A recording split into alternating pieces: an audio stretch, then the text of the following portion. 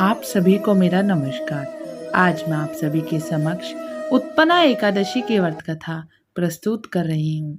धर्मराज युधिष्ठिर कहने लगे, हे भगवान, मार्गशीर्ष माह के कृष्ण पक्ष की एकादशी का क्या नाम है और इसका व्रत करने से किस फल की प्राप्ति होती है?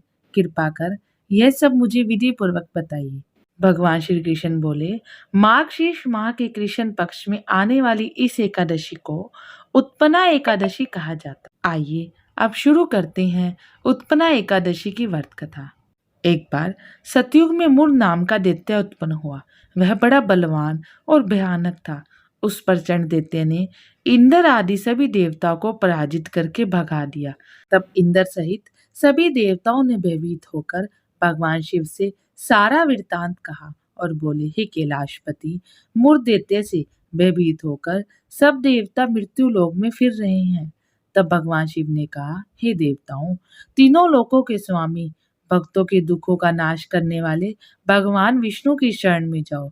वे ही तुम्हारी दुखों को दूर कर सकते हैं। शिव जी के ऐसे वचन सुनकर सभी देवता क्षीर सागर में पहुंचे। वहां भगवान को शयन करते देख हाथ जोड़कर उनकी स्तुति करने लगे। देवताओं की रक्षा करने वाले मधुसूदन, आपको नमस्कार है। आप हमारी रक्षा करें। दैत्यों से भयभीत होकर हम सब आपकी शरण में आए हैं। इंद्र के ऐसे वचन सुनकर भगवान विष्णु कहने लगे, हे इंद्र, ऐसा मायावी दैत्य कौन है जिसने सब देवताओं को जीत लिया है? उसका नाम क्या है? उसमें कितना बल है और किसके आश्रय में है और उसका स्थान कहाँ है? यह सब मुझसे कहो। भगवान के ऐसे वचन सुनकर इंद्र बोले, भगवान, प्राचीन समय में एक नाड़ी जंग नामक राक्षस था।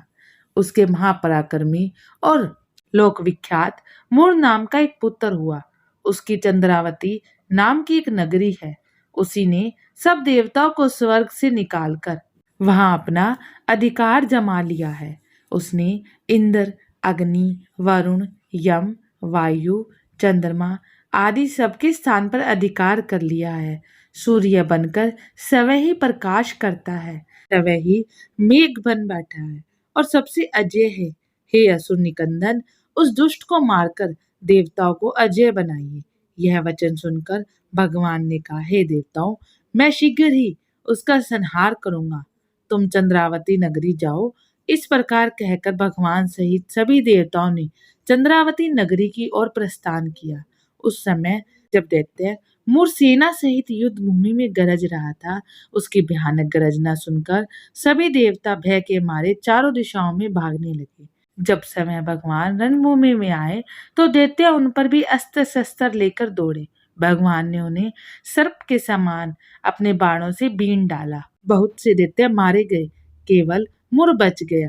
मुर भगवान विष्णु के साथ युद्ध करता रहा। भगवान जो भी तीक्ष्ण बाण चलाते उसके लिए पुष्प सिद्ध होता। उसका शरीर छिन्न भिन्न हो गया, किंतु वह लगातार युद्ध करता रहा। 10,000 वर्ष तक उनका युद्ध चलता रहा, किंतु मुर नहीं हारा। थककर भगवान विष्णु बद्रिकाक्ष में चले गए। वहां हिमवती नामक सुंदर गुफा थी। उसमें विश्राम करने के लिए भगवान उसके अंदर प्रवेश कर गए। यह गुफा 12 योजन लंबी थी और उसका एक ही द्वार था। भगवान विष्णु वहां योग निद्रा की गोद में सो गए। मुर भी पीछे पीछे आ गया और भगवान को सोया देखकर मारने को उद्यत हुआ। तभी भगवान के शरीर से उज्जवल कांतिमय रूप वाली देवी प्रकट हुई। देवी ने मुर राक्षस को ललकारा, युद्ध किया और उसे तत्काल मौत के घाट उतार दिया। श्री हरि जब योग निद्रा की गोद से उठे तो सब बातों को जानकर उस देवी से कहा कि आपका जन्म एकादशी के दिन हुआ है। ये आप उत्पन्ना एकादशी के नाम से पूजित होगी। आपके भक्त वही होंगे जो मेरे भक्त हैं। जय श्री हरि। इस प्रकार उत्पन्ना एकादशी की कथा पूर्ण हुई। यदि आप सभी को उत्पन्ना एकादशी की कथा पसंद आई हो तो कमेंट बॉक्स में जय श्री हरि जरूर लिखें। साथ ही हमारे इस चैनल को सब्सक्राइब कर ले ऐसी और वीडियो देखने के लिए।